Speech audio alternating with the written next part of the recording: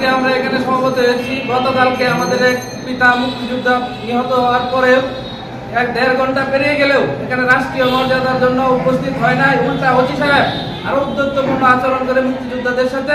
আমরা এরকম একজন এই মুক্তিযোদ্ধার সরকার ক্ষমতায় থাকার পরেও একজন মুক্তিযোদ্ধাকে এরকম অবমানকর অসম্মানজনক বিদায় আমরা সেটা মেনে নিতে পারি না।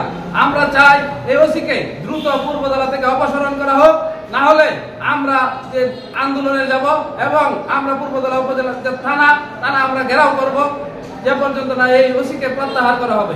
গত 22শে মে আমাদের এক মুক্তিযোদ্ধা মৃত্যুবরণ করেন। তার রাষ্ট্রীয় গার্ডবানা দেওয়ার জন্য এখান থেকে পুলিশ প্রশাসনের কিছু গাফিলতির জন্য 1 ঘন্টা পরে তারা গার্ডবানা পার্টির জায়গায় গেছে।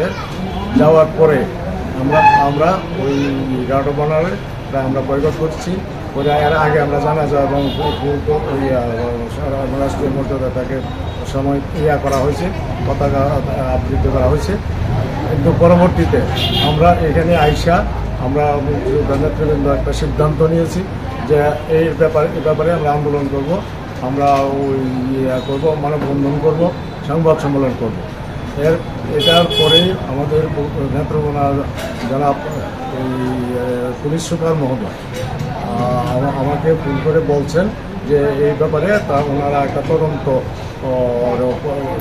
দল গঠন করেছেন, এটার উপরে তদন্ত হবে। এটার তদন্তের প্রেক্ষিতে তারা বিচারে আশ্বাস দেওয়াতে আমরা পরবর্তীতে আমরা সবাই বৈশা সিদ্ধান্ত নিচ্ছি এই তদন্ত পুলিশ সুপারের মধ্যে এই আশ্বাসের প্রেক্ষিতে আমরা এই আন্দোলন স্থগিত করছি। আমরা বাতিল করি নাই, আন্দোলন স্থগিত করছি। পরবর্তীতে ওনার পদক্ষেপের উপরে আমরা ব্যবস্থা নেব।